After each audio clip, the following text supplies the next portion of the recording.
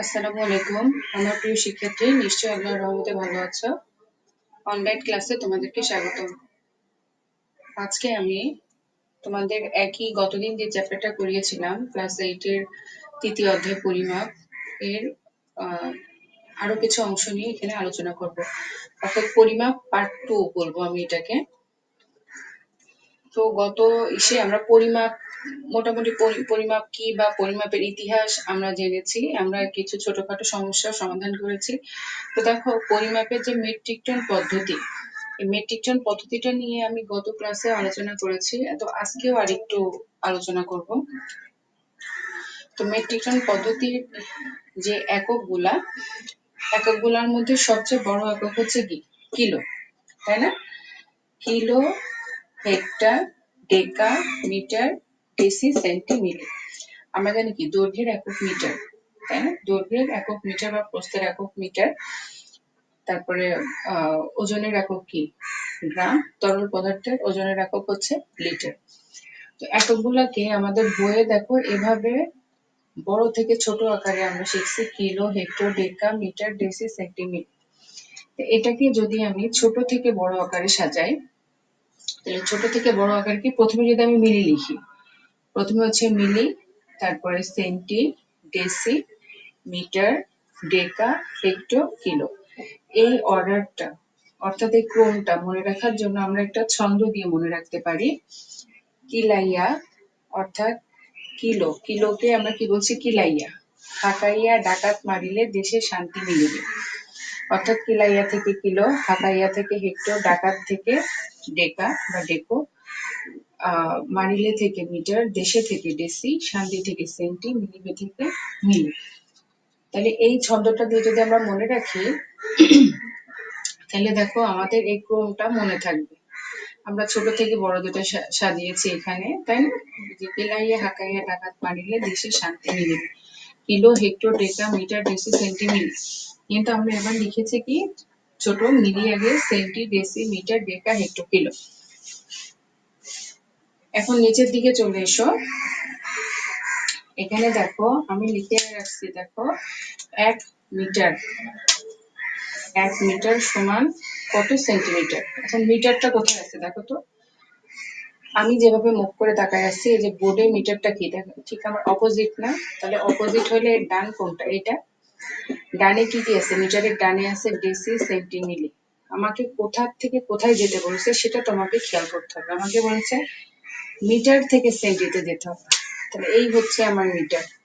তাহলে মিটার থেকে আমি সেন্টিতে যাব। তাহলে মিটার থেকে প্রথমে ডেসিতে গেলে 10, ডেসি থেকে সেন্টিতে গেলে 10। তাহলে 10 গুণ করলে কত? 100। তাহলে 1 মিটার সমান কত? 100 সেন্টিমিটার। এখানে দেখো 1 ডেকা সমান কত? ডেসি। ডেকা কোথায় আছে? এই হচ্ছে ডেকা। তো ডেকার ডান পাশে দেখো ডেসি আছে। ডেকা থেকে মিটার, মিটার থেকে ডেসি। তাহলে ডেকা থেকে মিটারে আসলে কত? 10। মিটার থেকে ডেসিতে আসলে কত? 10। 10 কত? 100। এরপরে দেখো 1 কিলোমিটার সমান কত মিটার? এটা হচ্ছে কিলোমিটার থেকে তুমি মিটারে আসবে। তাহলে কিলোমিটার থেকে মিটারে আসতে গেলে তোমাকে ফার্স্টে কিলো থেকে আসতে হবে হেক্টর, হেক্টর থেকে ডেকা, ডেকা থেকে মিটার। তাহলে দেখো এখানে 10, এখানে 10, এখানে 10, 10 10 10, 3 10 গুণ করলে কত হয়? 1000। তাহলে আমরা বলতে পারি না যে ডানে গেলে 10 গুণ, অর্থাৎ একটা একক থেকে একটা এককের ডানে আরেকটা একক যদি থাকে, সে একটা একক থেকে আরেকটা এককের ডানে গেলে 10 গুণ। একইভাবে যদি আমি এককের বামে যাই তাহলে 10 ভাগ। কিভাবে 10 ভাগ একটু খেয়াল করো। এখানে দেখো 1 ডেসিমিটার সমান কত? হেক্টর। তাহলে ডেসিমিটার কোথায় আছে? ডেসি কোথায় দেখো তো? এই হচ্ছে ডেসি। ডেসি থেকে যাচ্ছে আমি হেক্টর। তার ডেসির ডানে কিন্তু সেন্টি আর মিলি, আর ডেসির বামে দেখো মিটার, ডেকা, হেক্টর। ঠিক কিনা? তাহলে আমি এখানে নিচের এই দাগগুলো মুছে দিই, দিয়ে তারপরে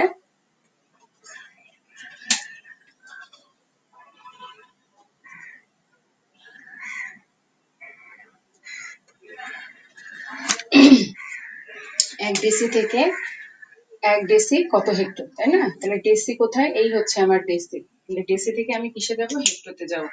তাহলে ডেসি থেকে হেক্টরতে যেতে হলে আমাকে কি করতে হচ্ছে দেখো, এই হচ্ছে ডেসি, ডেসি থেকে মিটার, এখানে হচ্ছে 10, মিটার থেকে ডেকা, এখানে হচ্ছে 10, এখান থেকে হেক্টর, এই হচ্ছে 10।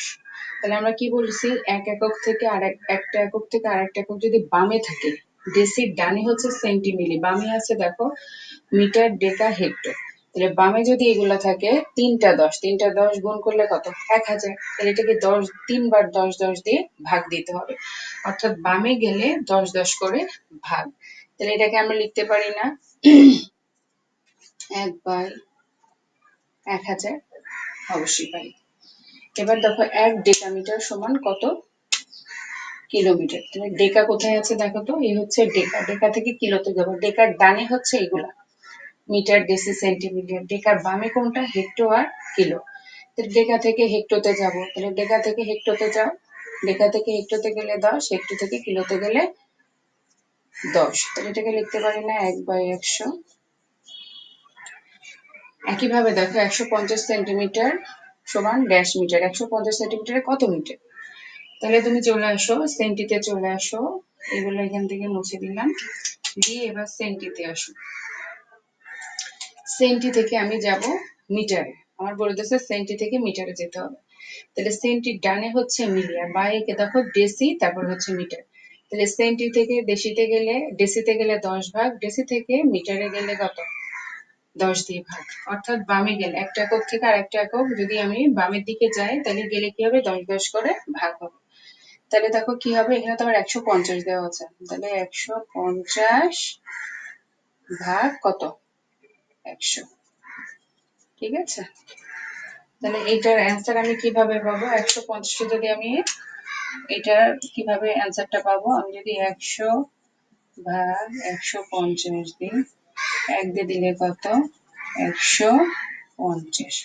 তাহলে এটা কত, 1 মিটার, আর 50টা কি, সেন্টিমিটার। তাহলে 150 সেন্টিমিটার সমান কত পেলাম, 1 মিটার আর 50 সেন্টিমিটার। এখন আমরা একটা প্রশ্ন সমাধান করব। প্রশ্নটা আমার আছে দেখো, 1 মেট্রিক টন চাউল 64 জন শ্রমিকের মধ্যে সমান ভাগে ভাগ করে দিলে প্রত্যেকে কি পরিমাণ চাউল পাবে। এইটা সমাধান করার জন্য আমাদেরকে এই দুইটা তথ্য জানতে হবে, সেটা হচ্ছে 100 কিলোগ্রাম সমান 1 কুইন্টাল, আর 1000 কিলোগ্রাম হচ্ছে 1 মেট্রিক টন। যেহেতু 1 মেট্রিক টন চালের কথা বলেছে, 64 জন শ্রমিকের মধ্যে দিতে হবে, তাহলে আমি কি লিখতে পারি, 64 জন শ্রমিক পায় 1000 কেজি চাউল। তাহলে একজন শ্রমিক কি পাবে, কম পাবে। তাহলে একজন শ্রমিক যদি কম পায়, তাহলে অবশ্যই ঐকিক নিয়মে কম হলে কি, ভাগ। তাহলে 1000কে আমি 64 দিয়ে ভাগ দিব। তাহলে 1000কে আমি যদি 64 দ্বারা ভাগ দিই, তাহলে কত পাবো, ক্যালকুলেটরে সমাধান করলে আমি পাবো 15.625। তুমি ক্যালকুলেটরেও করতে পারো, অথবা এভাবেও তুমি খাতার ডান পাশে দাগ দিয়ে এভাবে 64 ভাগ 1000 এইভাবে তুমি ভাগ দিয়ে দেখিয়ে দিতে পারো। তো দেখো এখানে 15.625 কেজি, তাহলে এই যে 15 দশমিকের পরের সংখ্যাটা কি, ছোট।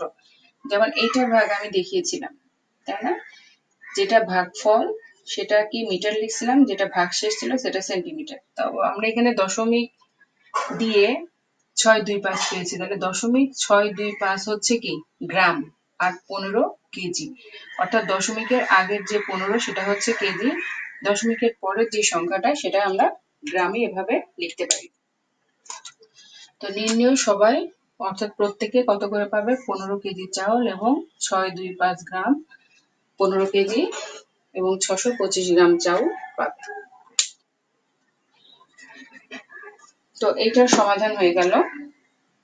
এখানে দেখো এদিকে আরেকটা প্রশ্ন আছে, জাহাঙ্গীরনগর বিশ্ববিদ্যালয়ের ক্যাম্পাস এলাকায় 700 একর, একে নিকটতম পূর্ণ সংখ্যক হেক্টরে প্রকাশ করো। তো এখানে আমাকে দেখো এটা দেওয়া আছে কি, একরে দেওয়া আছে, মানে একর থেকে আমাকে হেক্টরে যেতে হবে, একর থেকে হেক্টর। তাহলে এখানে একর আর হেক্টরের মধ্যে একটা সম্পর্ক আছে, একর এবং হেক্টরের মধ্যে একটা সম্পর্ক আছে। আমি জানি 1 হেক্টর সমান কত, 2.47 একর। যেহেতু আমার 700 একর দেওয়া আছে, আমাকে যেতে হবে কিসে, হেক্টরে। যেটাতে যেতে হবে সেটা অবশ্যই সমান সমানের ডান পাশে থাকবে। তাহলে 2.47 একর সমান কত? 1 হেক্টর। যেহেতু আমি জানি 1 হেক্টর সমান 2.47 একর, এটা অবশ্যই তোমাকে মনে রাখতে হবে অঙ্কটা করার জন্য। তাহলে 1 একর সমান কত? 1/2.47 হেক্টর। তাহলে আমাকে এবার কি করতে হবে? ঐকিক নিয়মের মতো করছি। যদি 1 কত আর 700 কত? তাহলে 700 একর সমান কত? 1 গুণ 700 গুণ 100 নিচে 2.47। এখন দেখো, যদি আমি দশমিক, এখানে আমার 2.47 ছিল, এখন যদি দশমিক উঠিয়ে দিই তার জন্য আমার একটা 1, দশমিকের পরে দুটো সংখ্যার জন্য দুটো 0। তো এটাকে আমি ক্যালকুলেটরে সমাধান করলে পাবো 2 আর 3.4 হেক্টর।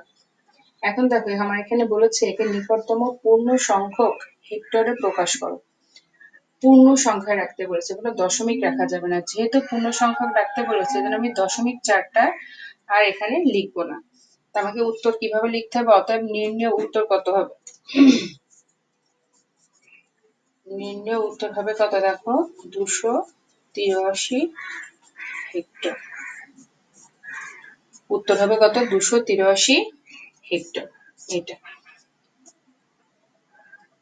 তবে এই হচ্ছে আমার মোটামুটি আলোচনা। তোমাদের একটা বাসার কাজ আছে। বাসার কাজটা হচ্ছে একটি আয়তাকার বাগানের দৈর্ঘ্য প্রস্থের 3 গুণ, প্রতি বর্গমিটার 13 টাকা হিসাবে গাছ লাগাতে 1911 টাকা ব্যয় হয়। বাগানটির দৈর্ঘ্য ও প্রস্থ নির্ণয় করো। তো আমরা গতদিন আয়তাকার ক্ষেত্রের ক্ষেত্রফল নিয়ে আলোচনা করেছিলাম। কোন একটি আয়তাকার ক্ষেত্রের ক্ষেত্রফল সমান আমরা কি জানি? দৈর্ঘ্য গুণ প্রস্থ। এখানে দেখো দৈর্ঘ্য প্রস্থের 3 গুণ বলেছে, অর্থাৎ প্রস্থ সমান তোমাকে ক বা এক্স ধরে নিতে হবে, নিয়ে অঙ্কটা করতে হবে। তো এইভাবে অঙ্কটা করবে, ইনশাল্লাহ তোমরা পারবে। আর এখানে তোমাদের যেই প্র্যাকটিসটা এখানে দেখিয়েছি আমি, একটা একক থেকে আরেকটা এককে কিভাবে কনভার্ট করতে হয়, কিভাবে যেতে হয়, সেটা আমি সুন্দরভাবে বলেছি। তোমরা বইয়ের গুলা দেখে আর একটু সুন্দরভাবে প্র্যাকটিস করবে, কারণ এগুলা থেকে তোমাদের এমসিকিউ আসবে। আর সৃজনশীলের জন্য এই হোমওয়ার্কটা করবে।